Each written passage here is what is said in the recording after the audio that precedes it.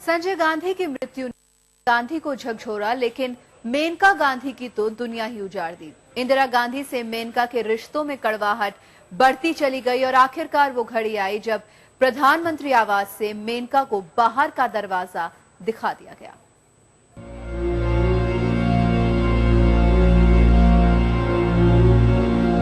इन लपटों में मेनका गांधी के पति की चिता जली और इसके साथ जल गए मेनका के सपने और जिंदगी के सारे अरमान। महज 24 साल की उम्र में मेनका की मुट्ठी से सब कुछ फिसल गया।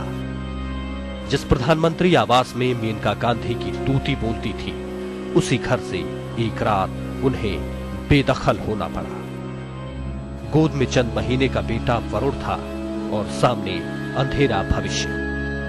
कहते हैं कि मेनका और संजय की शादी को इंदिरा गांधी ने कभी पूरी तरह स्वीकार नहीं किया। जब तक संजय थे तब तक मेनका के सितारे बुलंद रहे, लेकिन संजय की मृत्यु के बाद इंदिरा और मेनका के बीच की खाई और गहरी हो गई। उन दिनों मेनका एक सफल मॉडल थी और काफी चर्चित भी। संजय और मेनका की पहली मुलाकात 14 दिसंबर 1973 की शाम दिल्ली में एक शानदार कॉकटेल पार्टी में हुई थी।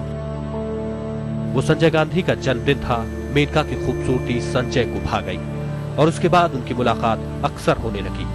अगले साल ही यानी 1974 में संजय और मेनका ने शादी कर ली। माना जाता है कि मेनका की रुचि राजनीति और व्यापार में हमेशा रही। तभी तो कहने वाले ये भी कहते हैं कि मारुति कार के निर्माण से लेकर संजय के दूसरे सियासी फैसलों में मेनका का दखल बढ़ता गया, लेकिन एक हवाई उड़ान ने सब कुछ तहस नहस कर दिया। नेहरू गांधी परिवार को करीब से जानने वालों का कहना है कि संजय की मौत के बाद मेनका का सियासत में दखल इंदिरा गांधी को रास नहीं आया। उसी दौरान मेनका गांधी ने अपने दोस्त अकबर अहमद डंपी के साथ मिलकर संजय विचार मंच बना लिया। परिवार के करीबियों की माने तो पहले से ही मेनका से खार खाई इंदिरा ने एक झटके में मेनका को बाहर का रास्ता दिखा दिया। मेनका ने अपने पति के नाम पर सियासी मंच खड़ा करने की कोशिश की, लेकिन 1984 के इंदिरा शोक लहर में सब कुछ बह गया। मेनका को भी सियासत की कड़वी सच्चाई समझ में आने लगी। पहले चंद्रशेखर की जनता पार्टी में शामिल हुई, फिर जनता दल का हिस्सा बनी और बाद में बीजेपी में चली गई।